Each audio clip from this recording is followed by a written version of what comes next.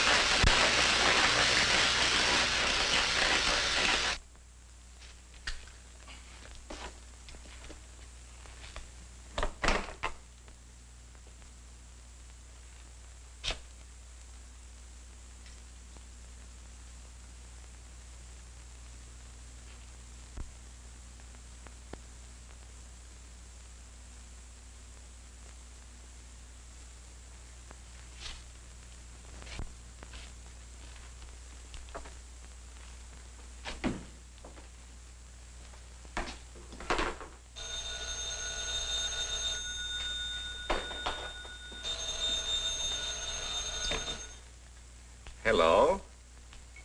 This is Dr. Carruthers speaking. Yeah, this is Heath. Henry Maud and I are having a little get-together at my home tonight.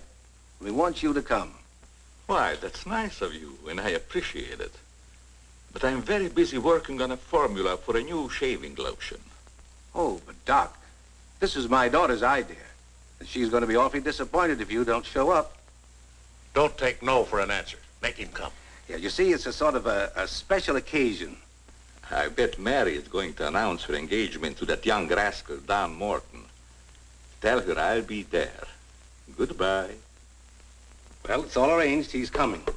He's going to be surprised when he finds the special occasion is to present him with this bonus check. $5,000.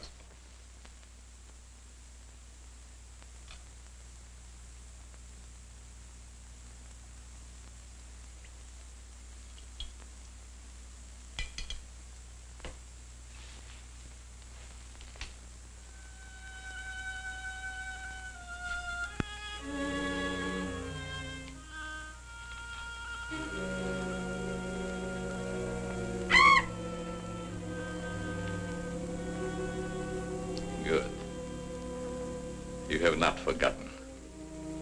You hate this strange oriental fragrance even while you sleep. Just as you did before I made you big and strong. Now, if you detect the fragrance in the night, when you're fully awake, you will strike.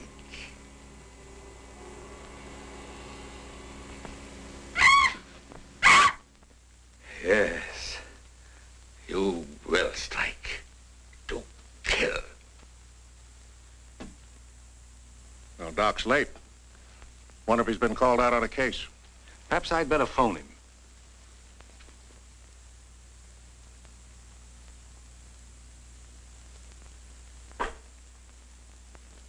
Now remember, Roy, Tommy, you're not to mention anything about this bonus for the Doc until after your father has presented it. Have you warned those two lovebirds over there? Perhaps I'd better. I want to caution both of you. Not to say a word about the check. Until you're ready to spring it on him. Your father will make the presentation, Mary. Why don't you unveil it, like a statue? Then we could all be in on it. You know, I think it'd be a better idea to put it in a bottle and launch him with it. You must have gotten that idea out of a bottle. Well, the Doc isn't coming. What? Oh, what a shame. Oh, he just got busy with his new formula and forgot all about us. He'd forget the formula if he knew about that $5,000 check. Well, why don't we all go up there and give it to him? No, I wouldn't do that. He doesn't like visits when he's experimenting. Well, Roy can take the check up to him. Sure, I'll take it. Shall I make the Doc a speech when I give it to him? You won't have to, Roy. The check speaks for itself. Yeah, and says a mouthful. Son, tell the Doc we're awfully sorry he can't be with us. But of course we understand how busy he is. All right.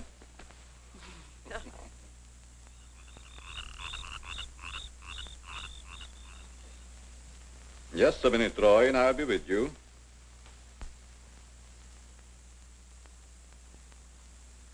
That's it, all right. Now, what can I do for you? We were all sorry you couldn't be there tonight. Yes, but you see, I'm busy. Something important, very important. Yes, of course. Mr. Morton and Dad had planned a little surprise for you. A surprise? It's in here. Well, let's see what it is. $5,000. What's this for? Just a little token of the firm's appreciation. Oh, I see. A bonus. Well, it's awfully nice of you, Father and Mr. Morton. I will thank them personally tomorrow. I'll tell them, Doctor. Well, aren't you curious about my new formula? Yes, of course, only I didn't want to be inquisitive. What is it? A new shaving lotion. Smell it. Pretty strong, isn't it? No. The scent evaporates a short time after you've used it. Try a few drops.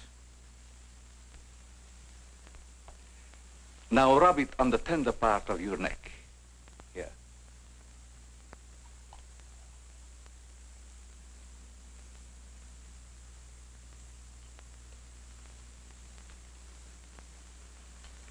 Soothing, isn't it? Yes. When will it be ready for the market? Oh, it's still in the experimental stage.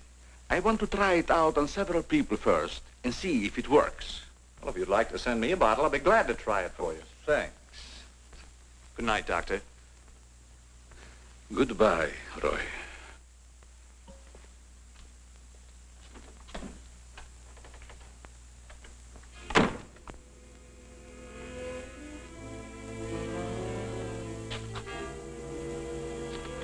Lovely check, isn't it, Doctor? They are wealthy because of you. You made them rich, Doctor. It was your formula. Tonight they gave you $5,000 and wanted you to come down to their house and thank them for it. That was your money they gave you, like a bone tossed to a faithful dog.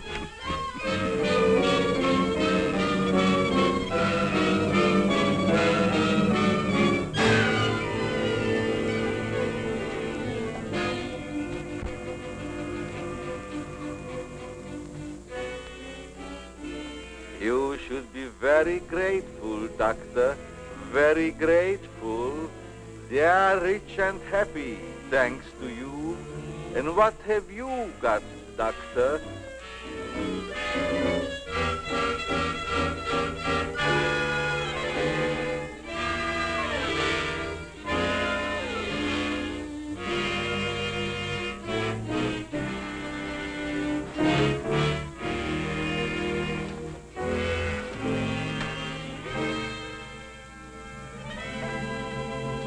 Tonight you have work to do.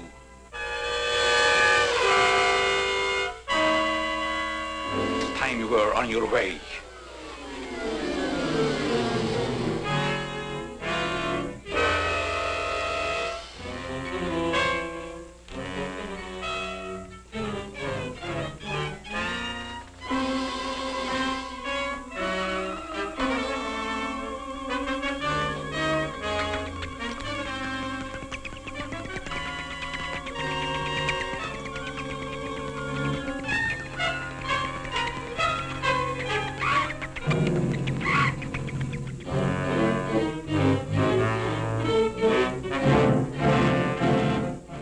Tonight's a good time while our families are here to announce our engagement.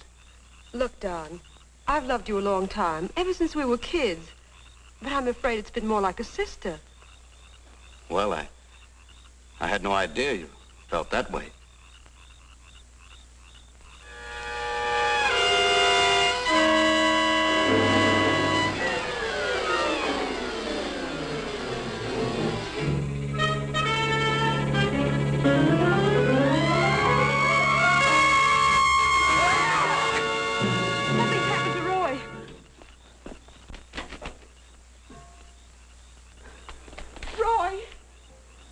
I better call Dr. Carruthers. Oh, please, hurry. There's nothing I can do. You mean he's dead? Yes, I better call the coroner. You think it's murder? I don't know. I never saw anything like it before. The jugular vein is severed.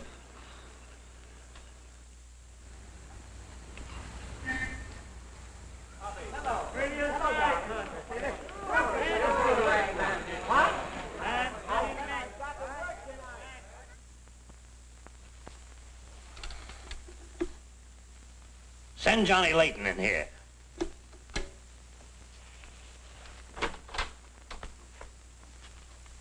Well, what have I done now? Who wants me fired this time? Nobody yet, but it's still early.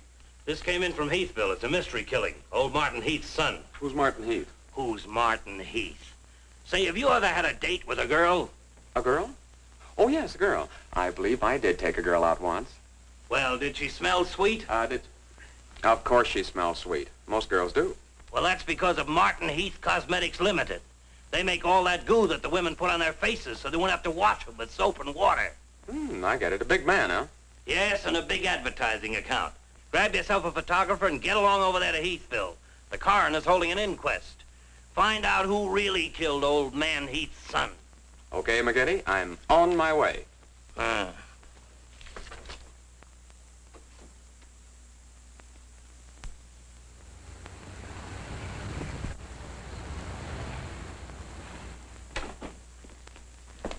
Chief Wilkins? Yeah? I'm Johnny Layton of the Chicago Register. Glad to see you. And this is my cameraman, One Shot McGuire. Hi, Chief. Howdy. Say, we're down here to cover that Heath murder, but we didn't get much information at the coroner's inquest. I thought maybe you might be able to help us. Well, I'm always glad to cooperate with the newspapers, providing they cooperate with me. That's the policy of our paper.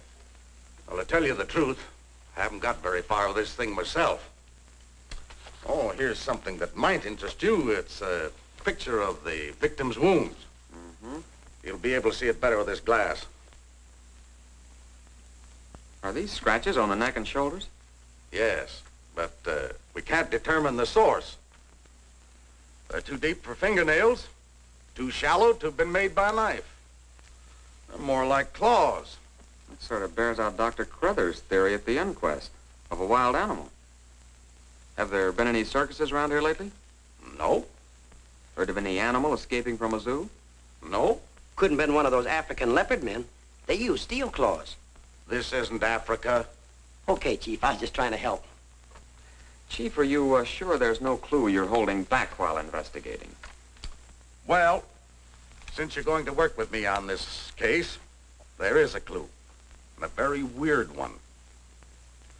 The autopsy surgeon says that such wounds could have been made by the beak and talons of a bird. A bird? Why, there aren't any birds around here big enough to attack a man. How about an eagle? We know it wasn't a bird. How do you know that? Because we found several hairs on the shoulder of Heath's coat. Ah, Chauchet La Femme. They're not human hairs. What kind are they? Well, it may sound silly, but the laboratory test shows that they were from a mouse. Well, who ever heard of a mouse big enough to kill a man? Say, a bat has hair like a mouse. Well, the only bats around here are no bigger than sparrows. There was a peculiar odor about the wounds, but they were so faint and elusive that the police chemists have been unable to identify it. Then it does give us something to work on. Well, if the scent was a clue, it's been destroyed by evaporation. Say, Chief, do you mind if I do a little sleuthing around on my own account? Certainly not. Go ahead. If I can help you any, why... You can. Miss Heath seems to be the nearest to an eyewitness of the crime. I'd like to have a talk with her. Can you arrange it? I think I can. Well, Dr. Crothers refused to let her speak to us. We tried that this morning at the inquest. Well, don't you worry about Dr. Carruthers. He's one of the finest men in Heathville. He just thought you'd add to Mary's grief so you could get sensational newspaper stories. I'll arrange an interview. Thanks, Chief. I'll keep in touch with you. All right. 48J. Miss Heath, did your brother have any enemies that you know of? Why, no. Everybody in the village liked Roy. Mm-hmm. Well, what did he do at the factory? He had charge of the experimental department where the new products are developed. Oh, here comes Dr. Crothers. Hello, Doctor. Hello, Mary. I took a shortcut from my laboratory through a garden hedge. You met Dr. Crothers at the inquest this morning. Yes. Mr. Layton, I hope you'll forgive me if I seemed a little abrupt. But I'm fond of Mary. And considering the ordeal she already went through, I wanted to protect her from dwelling too much on the tragedy. Of course. You were quite right. We're working on the case with the police now. Yes, I understand. Chief Wilkins phoned me. And if I can be of any assistance, just call on me. Thanks. Won't you sit down?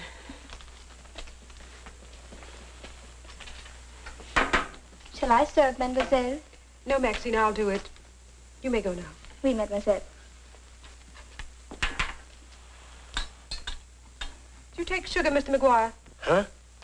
Oh, no, ma'am, never. In fact, I don't even take tea. If you'll just deal me out, I'll take a look around. I may dig up a clue.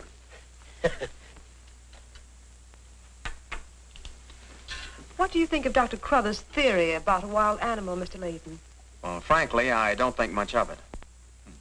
I can't say that I blame you. But I, as a scientist, take many things into consideration a layman might overlook. For instance?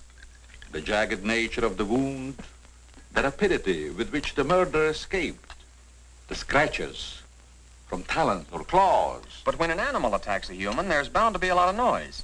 You heard Miss Heath testify there was no sound of a struggle. No. Only those awful screams. It's very puzzling, very mystifying. Doctor, when you last saw Roy, did he seem worried or nervous or moody? No, not at all. On the contrary. He was in the best of spirits. Well, I've got to get back to the village now and file my story. You'll excuse me? If you find it necessary for us to talk again, you may come back at any time. This evening, if it's all right with you. I'd like to spend some time here. Why, yes, that'll be quite all right. Thank you. Goodbye, Miss Heath. Goodbye. Goodbye, Doctor. A little more chiffon, baby. I do not understand. Oh, you know what I mean. A little more of your stocking. Like these? Sure, I like 'em. Who wouldn't?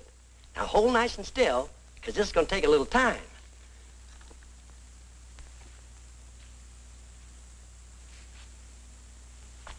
Well, if you're going to shoot, shoot. Right away, Johnny. I was just trying to get the focus. Mm-hmm. I got it. And not bad, either. I'll be back in a minute, Frenchie. And don't worry none about those werewolves. Because nothing's going to harm you while I'm around here. You make Maxine feel so calm. My big, brave journalist.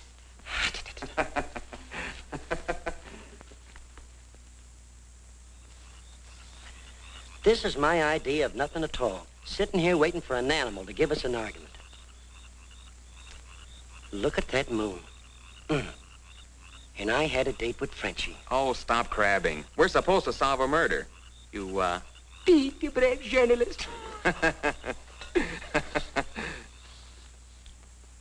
This is the first time I've ever been invited anywhere and asked not to shave until after I get there. I wanted to observe your exact reaction when you tried the lotion.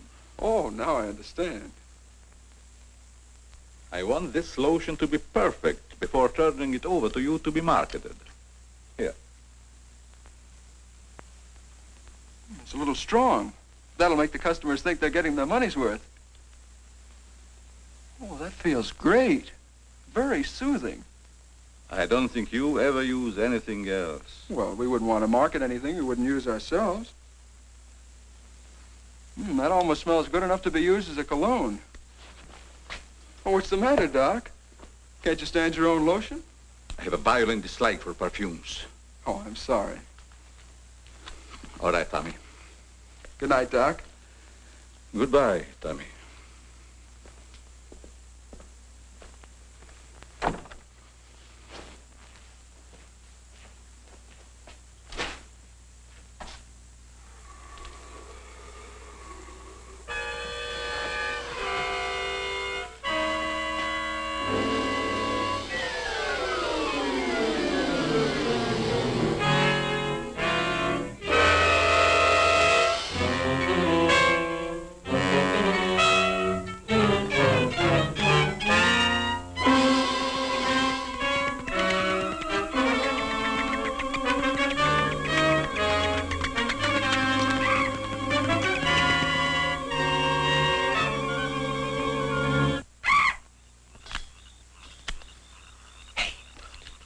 What's that? Where?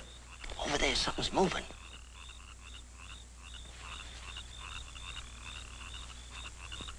Come on out of there, whoever you are.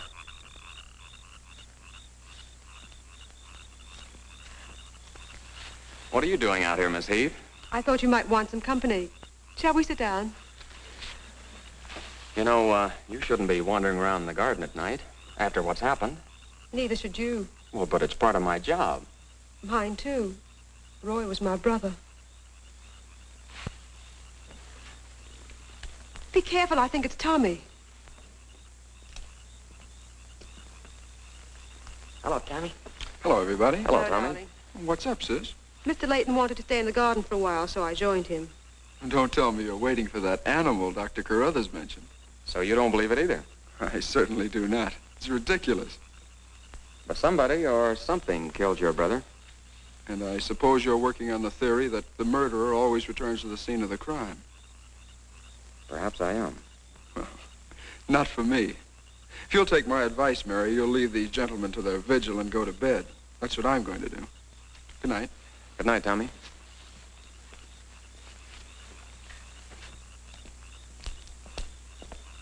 I don't think your brother likes my being here. Oh, you mustn't mind Tommy. We're all terribly upset. I know.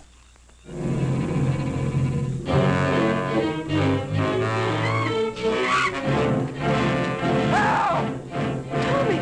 Come on.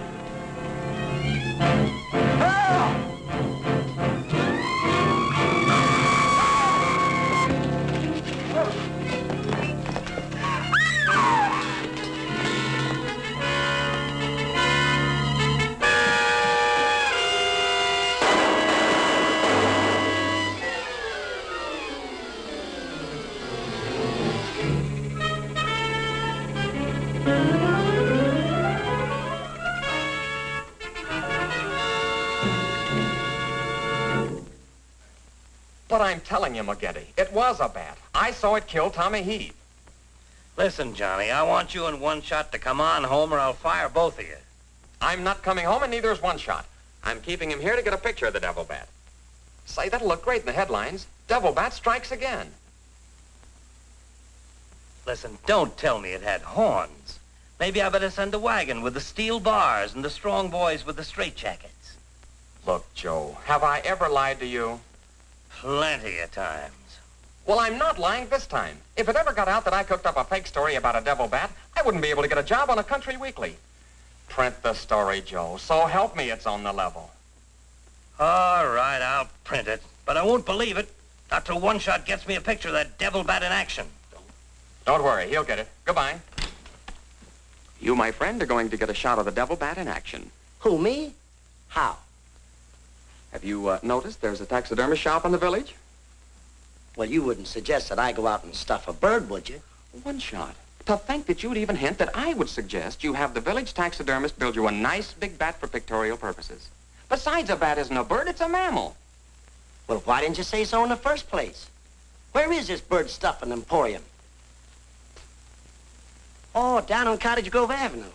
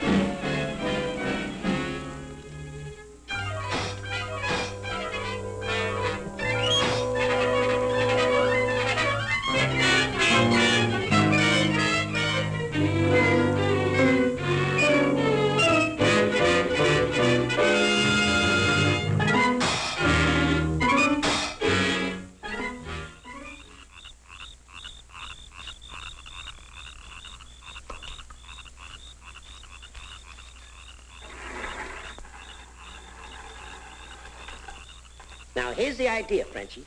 You hang on to the bat till I get my camera set up. And when I raise my hand, you give the bat a good shove, and it'll swing out just like it's flying. Then I can get a swell picture from my boss. Get it? Oui. I am wise, no? No. But hang on to the bat until I raise my hand, huh?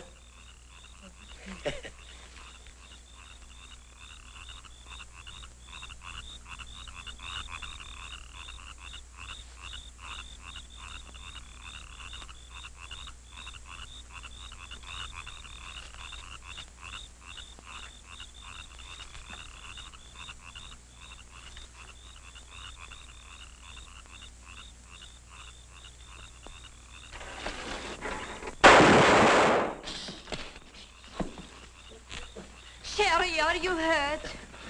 Say, what's the idea of breaking up my devil bat? I'm going to make you pay for that. And I'm going to take you to jail until you explain this. Come on. You can't do this to me. I'm doing it. I was just conducting a little experiment, trying to find out how the devil bat does his killing. I'm sure McGuire didn't intend doing anything wrong. He's just a little overzealous about his work. Yeah, with the town in an uproar, and everybody terror-stricken, wondering whether he's going to be the next victim, I don't want any more trouble stirred up, even with an artificial bat. You'd better get back to the hotel. I want to talk to the chief alone. Is it all right, Chief? Yeah, but be careful in the future. Ever smelled anything like this before?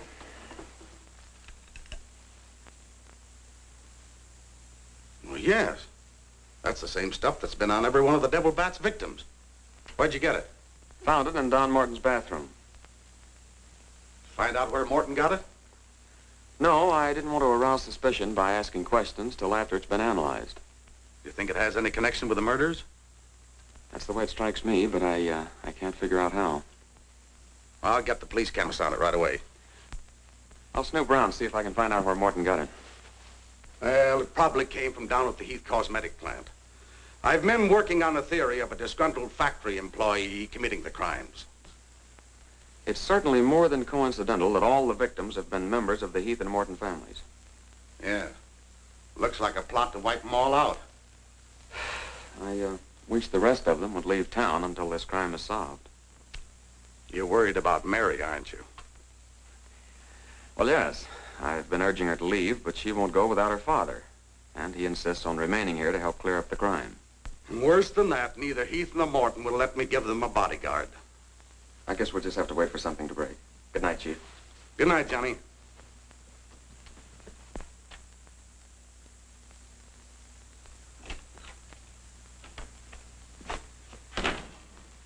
Boy, have I got a picture that'll knock McGinty dead. Meet the double bat.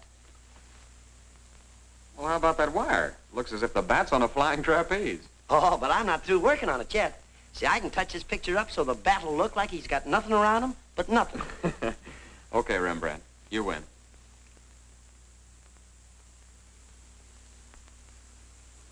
This is your news commentator, Walter King. Tonight we're broadcasting from the little village of Heathville, where an alleged devil bat has claimed 3 victims during the past 6 weeks.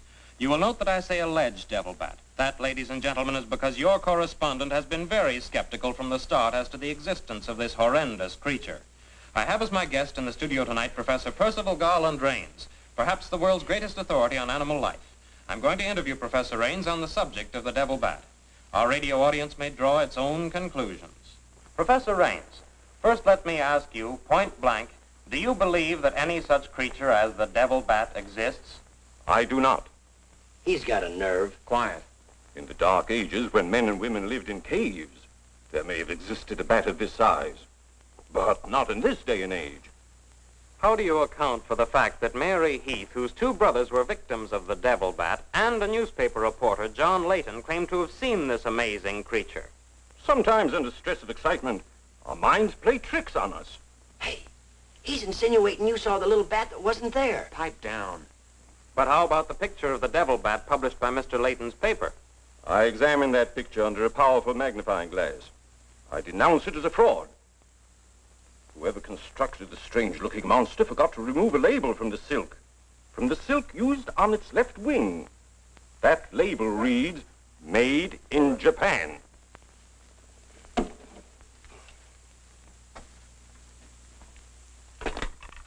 Put through a hurry call to Heathville.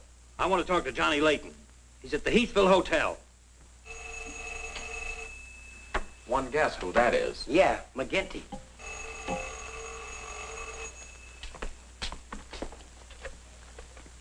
Go ahead, pour it on. So you slipped over a fake picture on me, huh?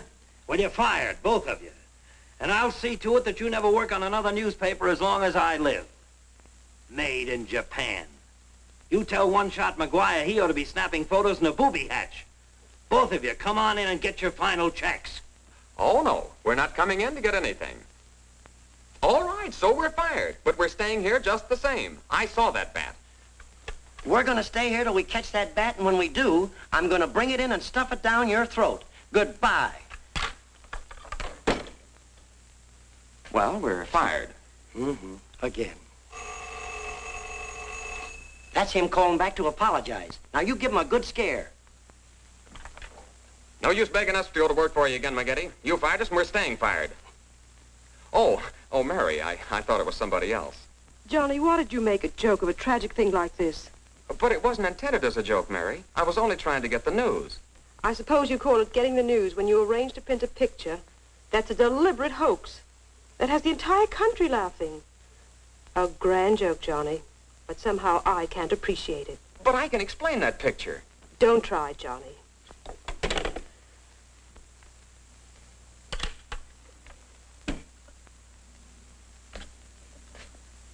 Made in Japan.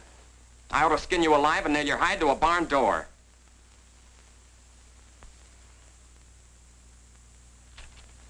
Here's the chemist report on that shaving lotion. I see he couldn't break down one of the ingredients. Yes, he said it must be some element with which he's not familiar. We won't get anywhere until we identify it. There's just one other man in this town that might be able to help us. Dr. Carruthers. Yeah, Carruthers could help us. I found out he compounded that lotion. Well, if you suspect Carruthers, you're barking up the wrong tree, Johnny. He's the last man in this town that would harm anyone. Why, everybody loves him. Maybe so. But here's something else I dug up. The Heath and Morton fortunes are based on a greaseless cold cream formula Dr. Carruthers invented. So what? All the doctor got out of it was $10,000, and the others made a fortune. Well, it's common knowledge that he sold out for cash when he could have had an interest in the firm. Just the same, every victim had this stuff from his laboratory on him. Maybe you've been working too hard on this case, Johnny. I'd like to get his reaction on the stuff. If he denies knowing anything about it, we'll know there's a tie-up somewhere. I think you're balmy.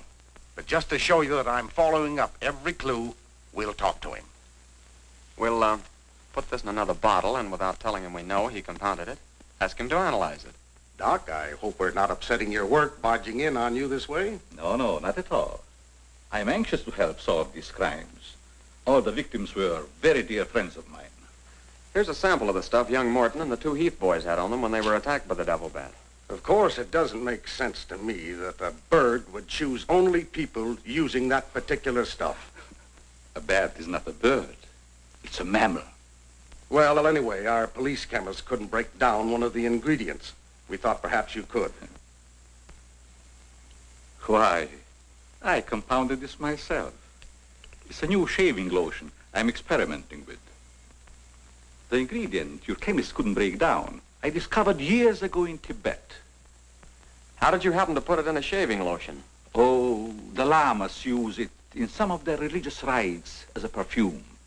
The scent is very pleasant and can't be imitated by competitors.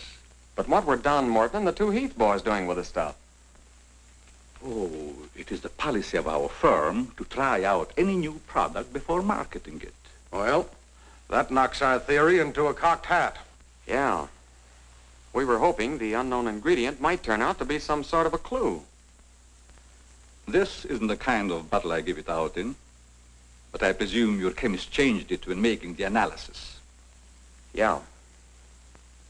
Is there anything else I can do to help?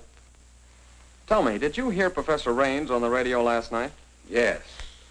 It was very interesting and very asinine.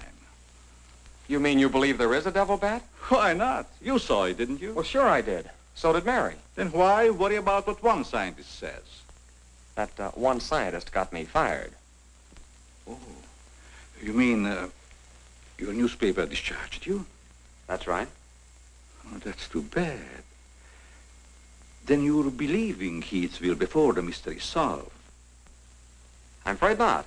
I'm going to stay here and work with the chief. Since you're going to stay here for a while, I would like you to try out a bottle of the new lotion and tell me how you like it. And you too, Chief. No, not me, Doc. If my wife ever smelled perfume on me, she'd suspect me sure. Well, Mr. Layton, I understand you are not married. All right, I'll try it in the morning when I shave. I guess we better be going, Chief. See you later, Doc. So long, Dr. Crothers. Goodbye, Mr. Layton.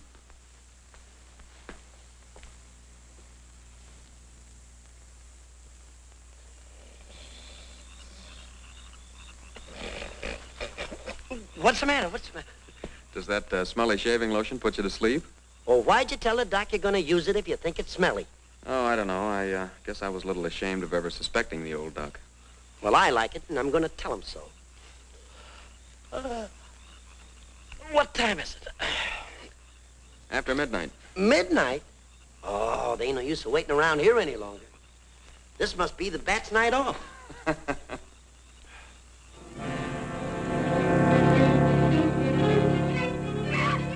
Did you hear that? Yeah.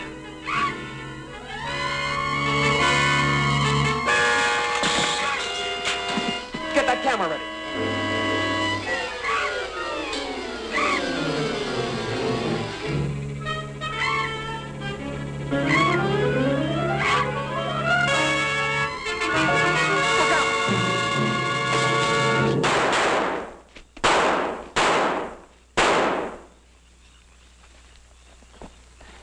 You got him.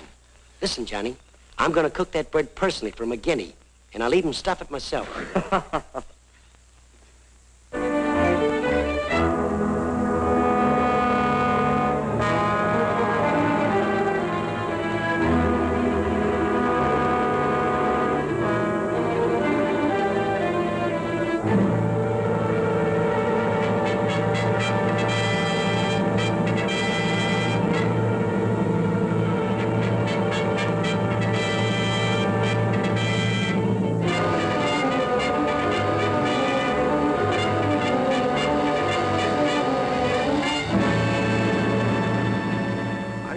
skeptical when I came to Heathville today to examine the body of this so-called devil bat.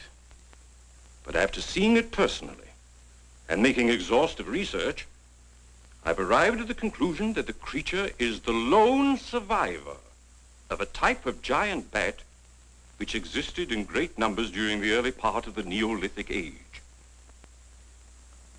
Perhaps I should explain for the benefit of some of our listeners that the Neolithic age is that period of antiquity commonly called the Stone Age. Imbecile, bombastic ignoramus.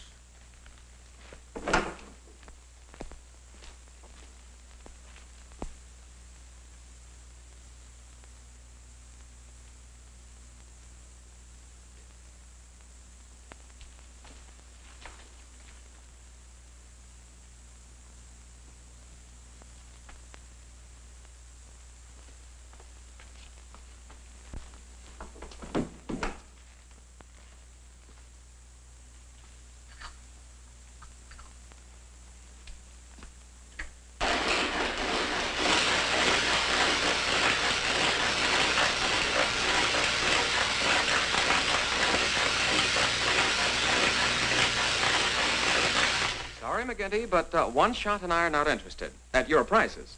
Of course, if there was a raise of, say, $30 plus a fat bonus, we might consider it. You're hold-up men, both of you. I refuse to be robbed. Have it your way, McGinty. Have it your way. But we have the bat's corpus delicti and the exclusive picture. Of course, I've got an eyewitness story that 2 syndicates are bidding for. And don't forget, you got to pay us for the time we were fired. That's better. Now you're talking, boss. Okay, we're working for you again. We'll gather up the loose ends and see you in a couple of days. Goodbye. Come in. Hello, Johnny. Well, Mary. Johnny, I came to tell you that I'm sorry I said what I did the last time we talked. Do you suppose... well, I don't know how to say it, but... I do. Miss Heath, do you suppose that little French girl would apologize to me if I looked her up? Positive she would.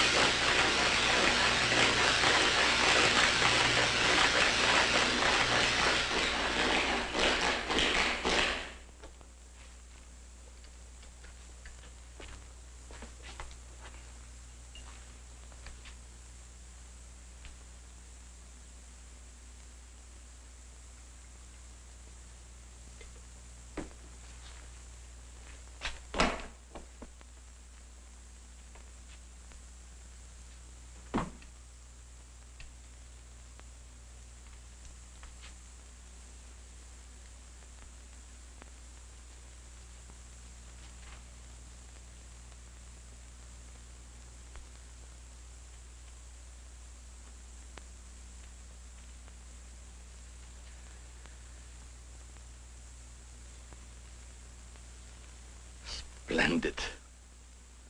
You will be even greater than your unfortunate predecessor.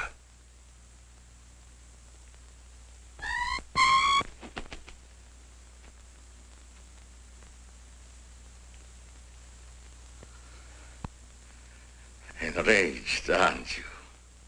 Fine. I'm enraged also. Tonight I shall call on Henry Morton, and you shall strike him down. Henry, the lotion has turned out to be better than I had hoped. I want you to try it. Well, just leave it here, Doc, and I'll try it in the morning after shaving.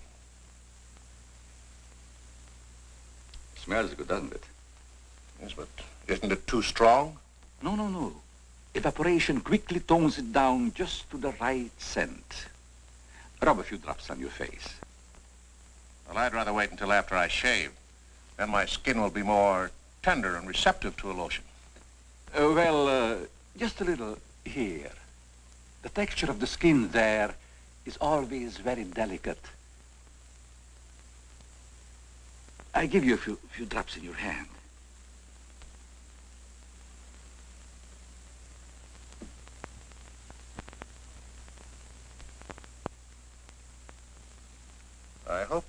right about that scent evaporating quickly.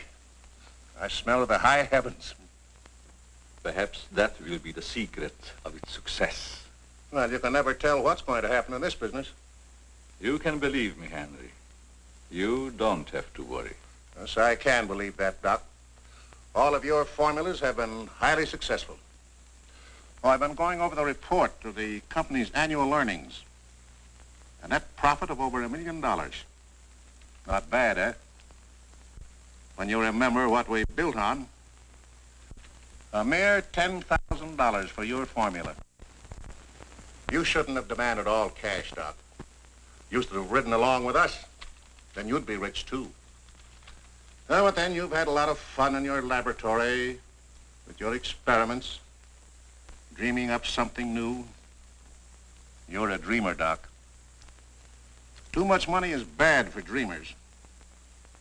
So you try to pay me in flattery, telling me that I'm a dreamer. Well, I do dream. Dreams that you could never guess. Your nerves are frayed, Doc. Now calm down. Get a grip on yourself. You've been working too hard on your formula. Formula. That's but child's play for a great scientist. Your brain is too feeble to conceive what I have accomplished in the realm of science. Doc, you've made some great scientific discovery. What is it? When you'll find out, Henry, it'll be too late for you. Oh, come, Doc. You can't pretend to control a man's destiny. I've already proved it 3 times.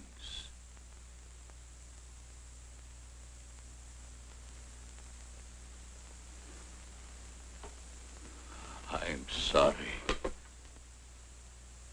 Perhaps you're right, Henry, about my working too hard. I guess I'm a little tired.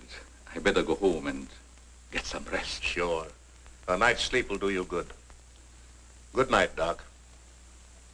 Goodbye, Henry.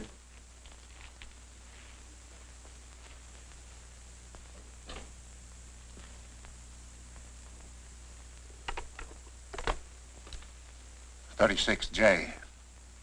Hello? Oh, that's you, Martin? Yes, Henry. I want you to call Chief of Police Wilkins to come to your house immediately. It's very important. Chief's here now. Well, don't let him leave until I get there. What on earth's happened? I think I've got a clue to all those murders. It may peter out, but if half what I suspect is true, it's the most diabolical plot that a madman ever concocted.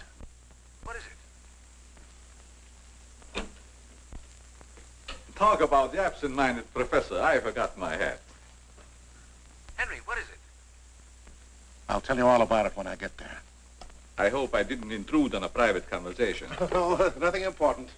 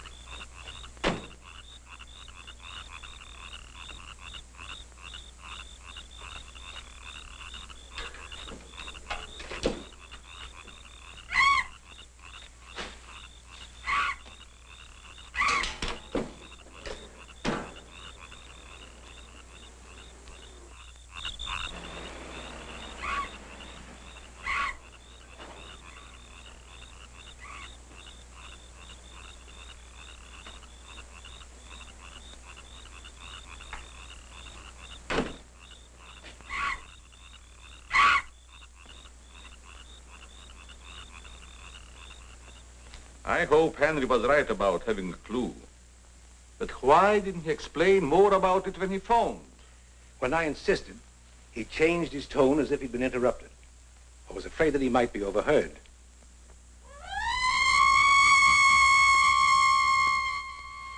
What is that squeaky sound? Oh, just some night noise. Help!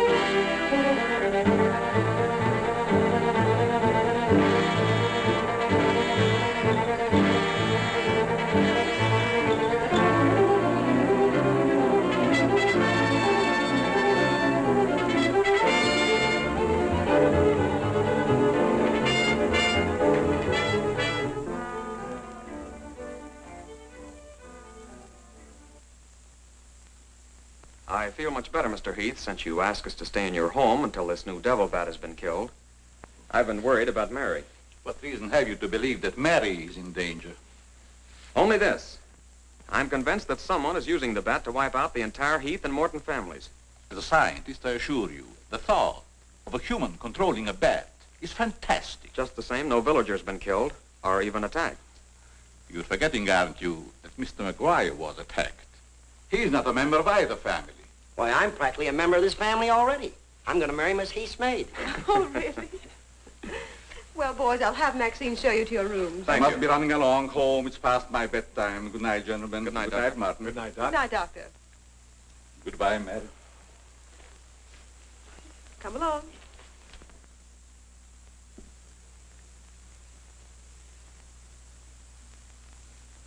Maxine? Oui, mademoiselle.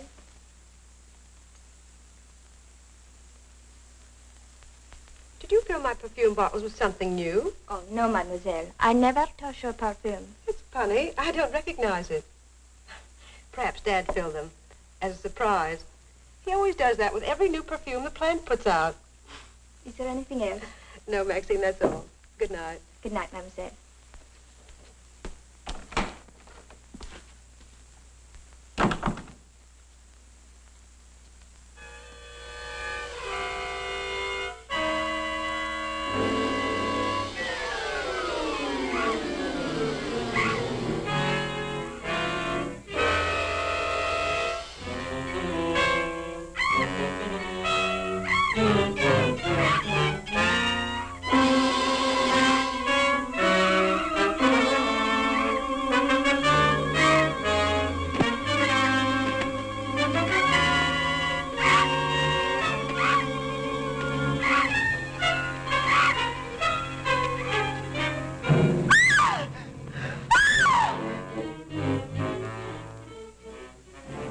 Mary, what happened? It was trying to get in the window. A big bat.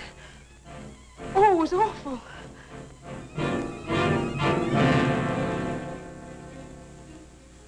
Mary, I want you to tell me everything you did just before that bat tried to get in. Well, first I took a bath. Then I brushed my hair, and Maxine came in and turned the covers down. And then fastened the screen, which somehow had come unhooked. Yeah? Go ahead, what else? Well, then we talked about some new perfume that someone had put in my dressing table bottles. Dad, did you put any new perfume in my bottles? No, I didn't. Is this the stuff? Yes. Tony, this smells like... Hey, quiet. I've got a hunch that I want to follow up, and I'll need everybody's cooperation. We'll do everything we can. Of course. What's Carruthers' number? 48J. Operator, give me 48J, please. Hello, Dr. Carruthers. This is Johnny Layton. That's right. Something terrible has happened to Mary. Can you hurry over? I'll be right there. Good. Oh, Johnny, I'm all right. I don't need a doctor. That's where the cooperation part comes in, Mary. You'll have to pretend to be a nervous wreck. Mr. Heath, you and One Shot must help her trick Dr. Carruthers into staying here as long as you can. Where are you going, Johnny? To, do a little private bat hunting.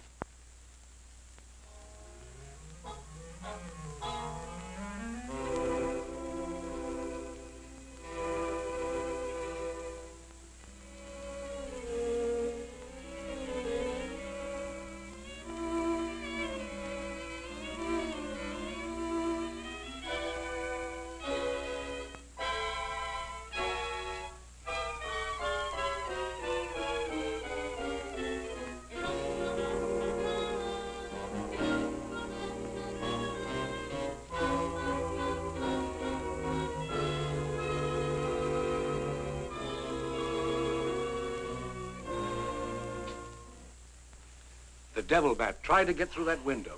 If she's suffering from fright, I give her a sedative. Where's Mr. Layton? Why, I guess he's out in the garden hunting the devil bat. Layton is a very brave young man.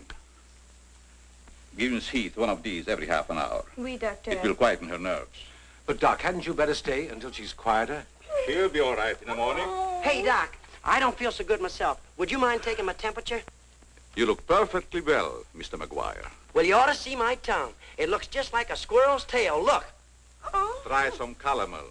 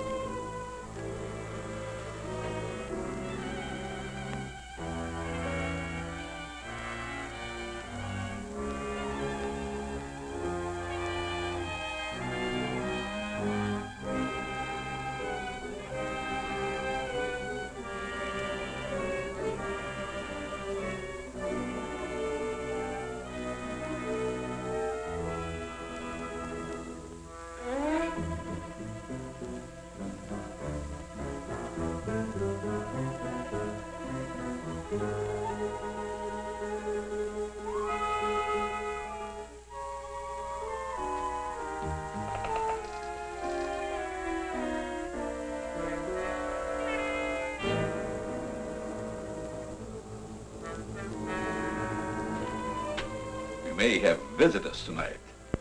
And it would be dangerous for me if they found you here.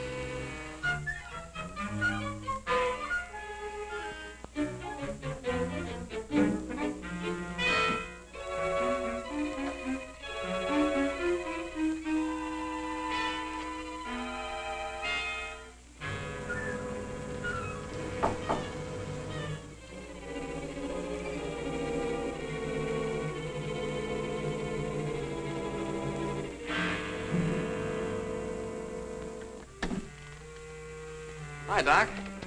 I hope I'm not intruding. No, not at all. I heard you were out stalking the devil bat. Any success? No, but I thought maybe you might be able to help me. Well, I don't see how that's possible, but if you can suggest anything... Well, you could give me some more of that new concoction of yours, that shaving lotion.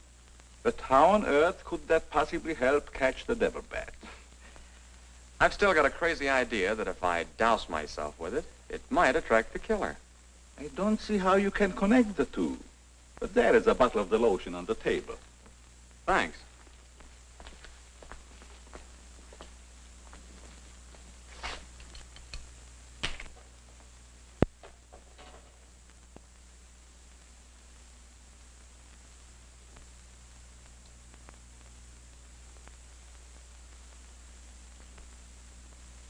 You see, Doc, I figured out something. All four of the murdered people had this lotion on them when the devil bat struck. Now, my plan is to sit in the garden, and when the killer makes one of those power dives, I'll blast him. Layton, I'm afraid all these murders have affected your mind. Maybe you'd like to come along, Doc, and be an eyewitness. I'm sure it would be just a waste of time, but I'd be glad to watch your experiment. Good. I knew I could count on you to help me.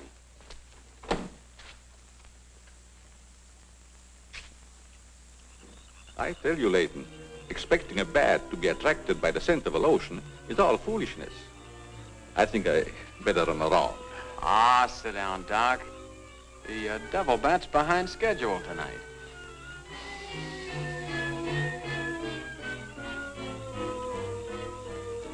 You aren't very chummy tonight. What's the matter?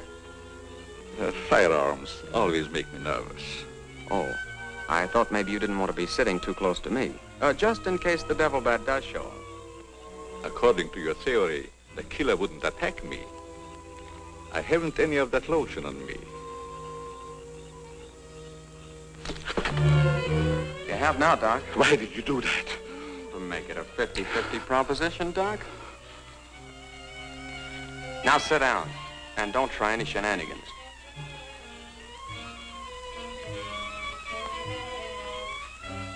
Not so funny when it's your own jugular vein that's in danger. Is it, Doc? I don't know what you're talking about. Maybe you made a mistake when you let that devil bat of yours out of the attic tonight. Don't worry about the bat killing you. I'm saving you for the hangman. Tell me, Doc, how did you develop a monster bat like that? You wouldn't understand the scientific theory.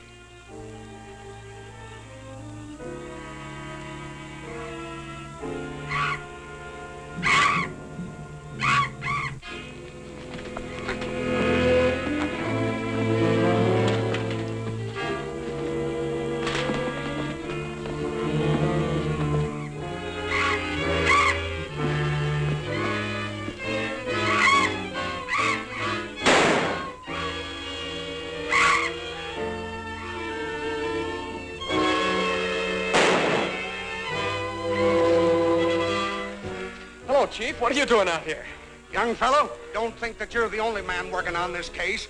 And it was lucky I was here, too. Thanks. Did you kill the devil bat? No, he got away. Well, here's one bird that didn't get away, and he's the murderer we've both been looking for. Quick, shoot it!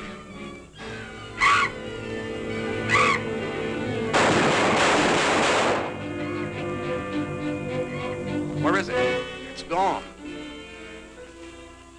And so's the doctor. Did you get the bat?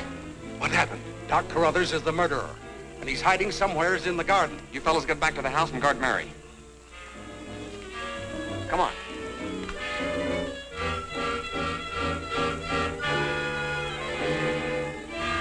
Doctor!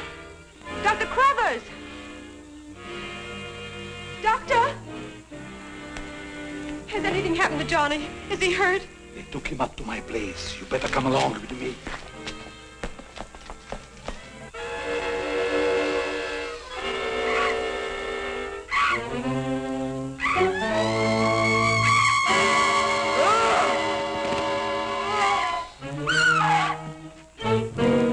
That was Mary.